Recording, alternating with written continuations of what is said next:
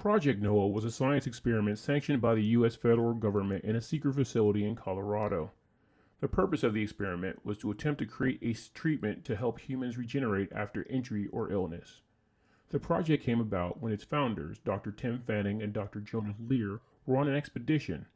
Fanning was attacked by what clearly looked like a vampire, and even though they thought he was dead, he walked out of the hospital without a scratch on him and no illnesses. Unfortunately, this would not last as his condition would deteriorate to a ghoulish figure, fangs, and a zombie-like inability to communicate while only being able to nourish himself if given human blood. But the government felt if they could isolate the good parts of his condition, regenerative abilities and inability to age, from the bad ones, becoming a zombie thing, they'd have the medical breakthrough of a lifetime. In order to do these experiments, they needed a human guinea pig, and what better pool of volunteers to pull from than death row inmates, as they already believe they're going to die, so they'd be more willing to volunteer if given the right motivation that their sentence would be commuted. Not to mention, no one would ask questions once they disappeared and became zombie mosquitoes. This brings us to today's subject, Shaunna Babcock. Shauna was an innocent teenage girl with dreams of moving to Hollywood and becoming a successful special effects makeup artist who had the unfortunate luck of being raised by horrible parents. You see, her stepfather molested her when she was young and was abusive toward her mother, but her mother was subservient to him. One day, Shauna had enough of that life. She had raised enough money to finally move out to seek her dream. When she went to find the money she had stashed away, she noticed it was no longer there. As she expected, her stepfather stole it. After a confrontation with him that got extremely creepy, she went to her mother in hopes of getting her to see how horrible a man he was by confessing what he had done to her. Unfortunately, Shauna was met with no surprise whatsoever, and when Shauna realized Mom fully knew what was going on and let it happen, she snapped and killed them both. Fast forward, and Shauna agrees to be part of Project Noah. As she arrived in the facility, she notices many of the guards there are gawking and commenting about her, which obviously makes her uncomfortable.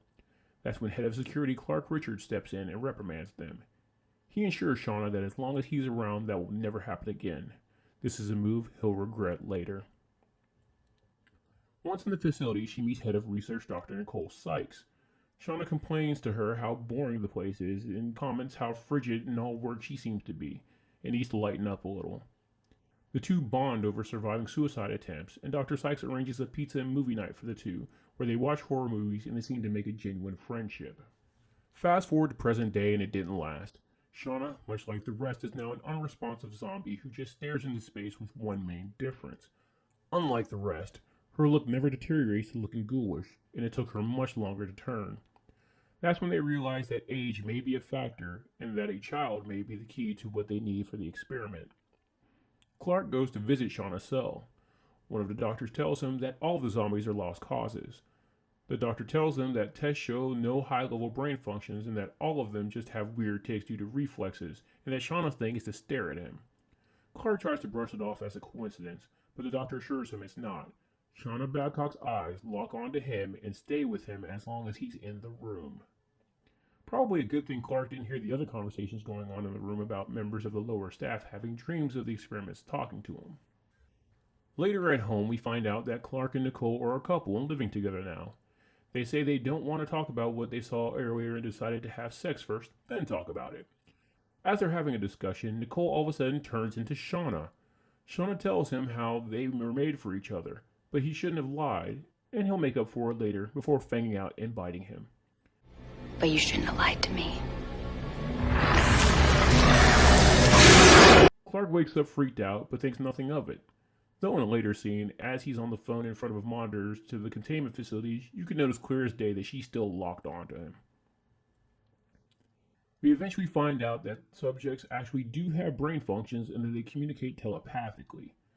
Shauna is given the duty of welcoming their newest experiment victim to the family, as they reveal that Dr. Fanning is their ringleader, and he has a long-term plan of making an army of vampires. In other words, the dreams people are having aren't actual dreams, they're the vampires communicating with their intended victim, or in the case of Shauna, the man she's obsessed with. One day, as the maintenance crew is working in the containment facility, one of the maintenance workers is messing with Babcock. The weird one who Fanning speaks through tells him not to do that because they are fully aware of what's going on, but the other guy doesn't listen. The jerk throws the guy's ID into Babcock's cell, making the other janitor go get it. Xander reluctantly does it with nothing happening to him. When the jerk goes to Shauna's cell to brag about how right he wasn't met with the same luck.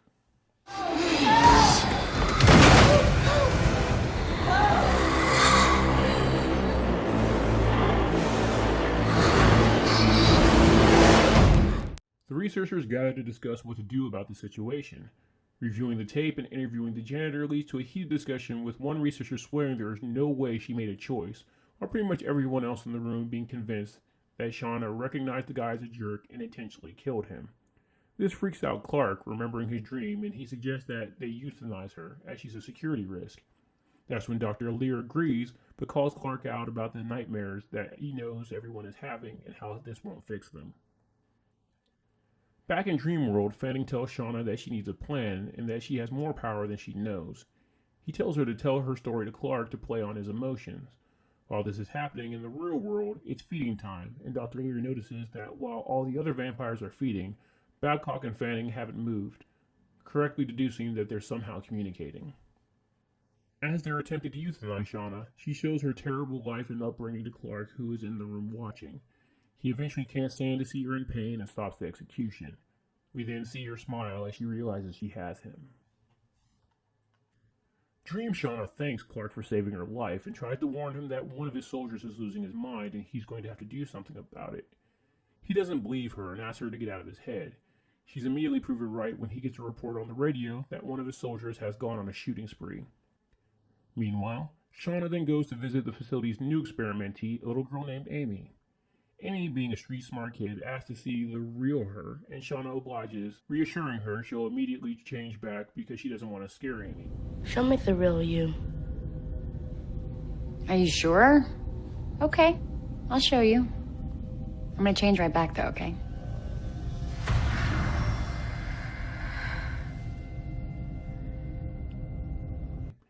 Amy seems to immediately see through Shauna's concerned big sister routine and tells her she'll never be like them and wants her to leave. Shauna's next visit is to Dr. Sykes. She's not very happy with the doctor for pretending to be her friend and taking what she perceived to be her man. Sykes tries to tell Shauna she truly cared about her and thought that she was gone once she went all zombie vampire, but Shauna wasn't having it. She says she's going to take everything that's hers and wants to know what the doctor tastes like before fanging out at her. I want to know what you taste like. Eventually, Fanning's plan kicks off and the vampires make their escape. Shauna corners Dr. Sykes, but instead of killing her, they have a heart-to-heart. Shauna can sense that Dr. Sykes is telling the truth when she says that she genuinely liked her as a person and that she got special privileges. Shauna, after realizing this, tells Dr. Sykes Fanning's plan, but before they can come up with the plan of their own, Shauna is shot and runs off.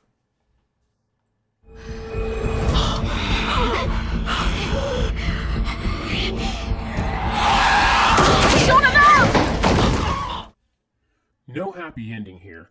The vampires get out and the facility is destroyed with Dr. Sykes still inside. As Clark Richards lay dying outside, the last thing he sees is Shaunna Babcock. She takes him to Vegas in the dream world and tells him this seems like a better place to die, but she'd rather have him with her for life. She explains that every vampire gets one person, and that person is they themselves, but whose job would be to take care of them. Basically the concept of a familiar. Fast forward to the future, and that's exactly what happens. Clark and Shauna live in Vegas, and Clark brings Shauna victims to feed on. The last we see of the couple was the two having a spat and breaking up, but Clark eventually coming back, confessing that he's conflicted with wanting to be disgusted by her whole vampire thing, but being in love with Shauna. Thanks for watching. If you like this content, please leave a like and subscribe, and hit the bell icon to know every time I update. If you want to help my channel grow, please check out my Patreon, where you can get access to content early, as well as see the content that can't be uploaded here on YouTube. Link will be in the description. Until next time.